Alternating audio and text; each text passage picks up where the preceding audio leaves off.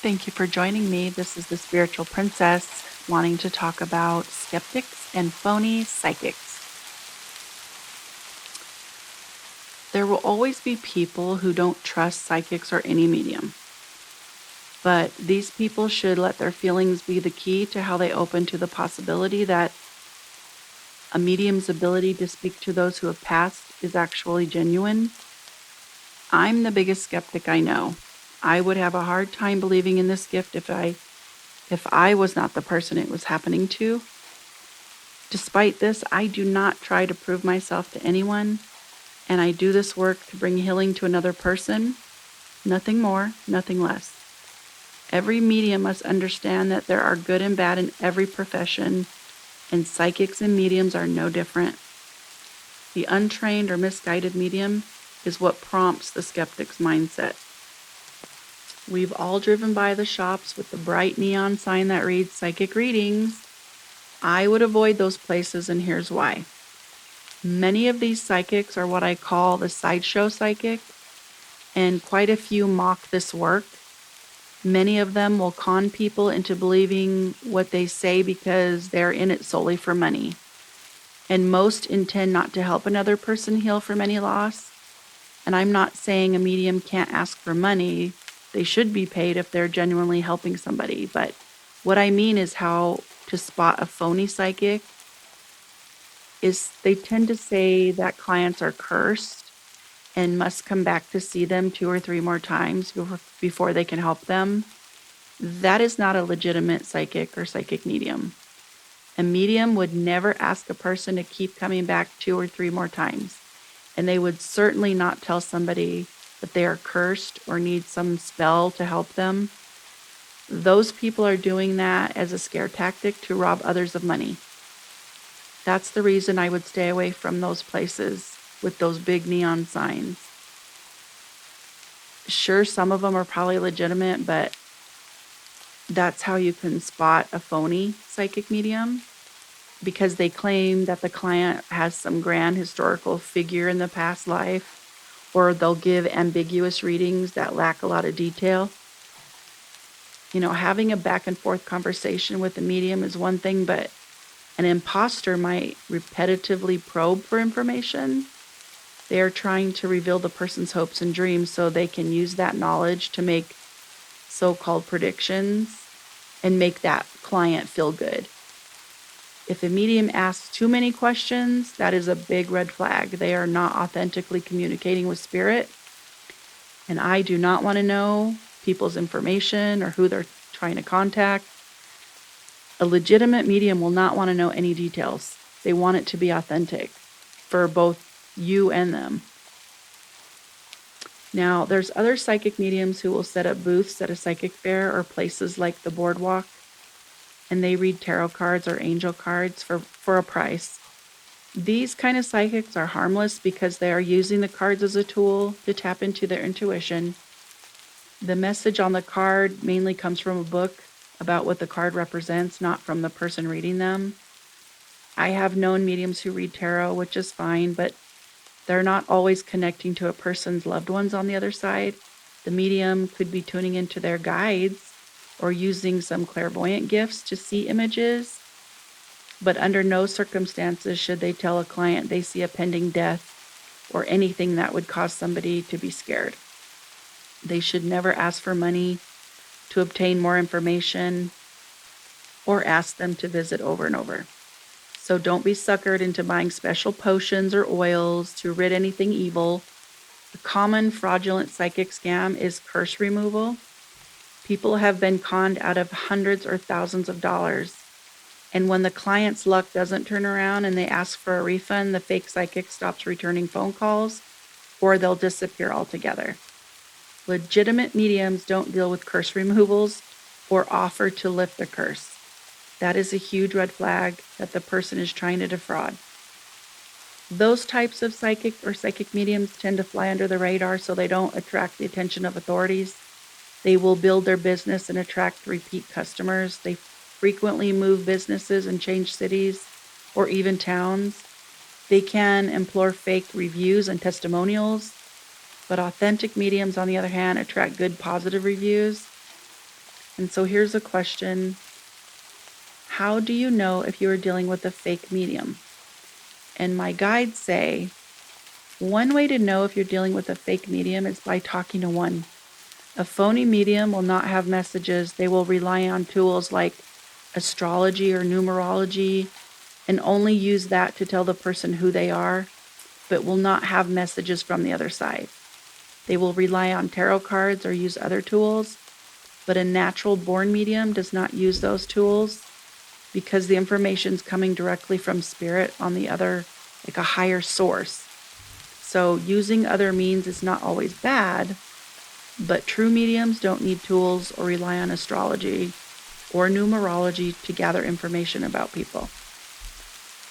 Okay, so getting back to skeptics. Skeptics will claim that mediums are mentalists or allege mediums are fishing for information from a client. Every profession, like I said before, has good and bad, and psychics are no different.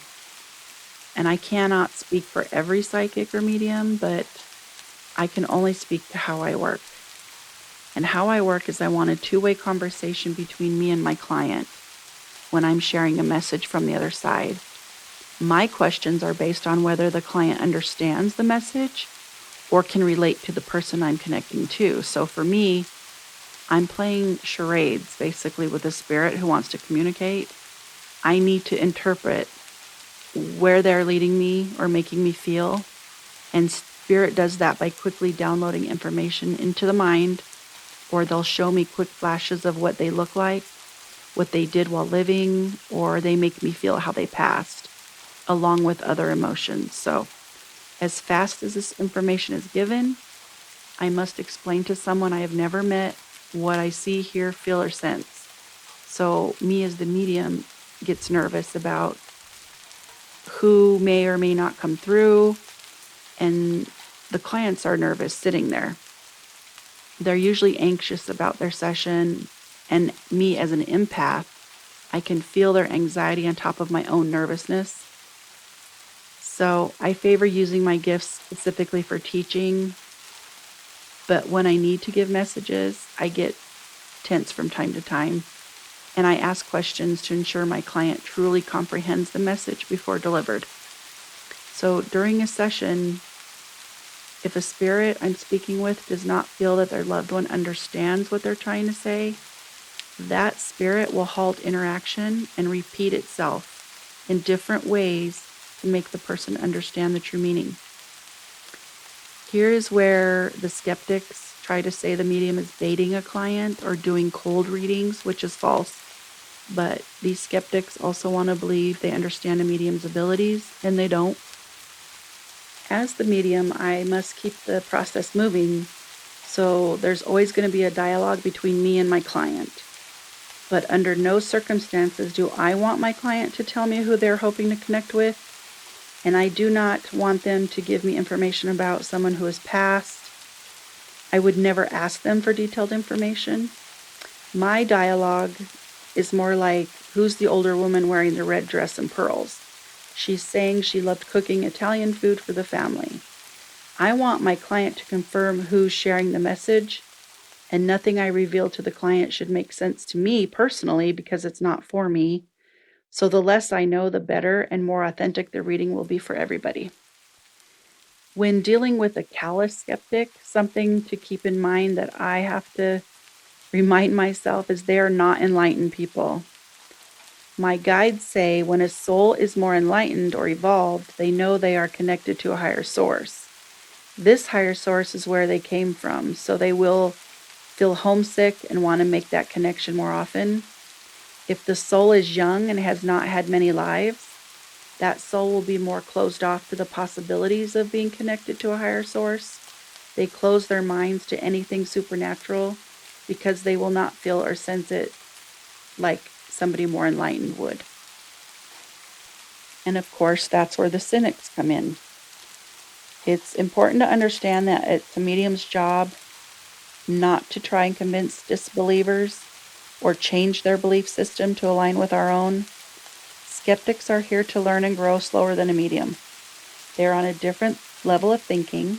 Therefore, a medium would be wasting time trying to make someone like this understand everything they know and have studied as a more enlightened being.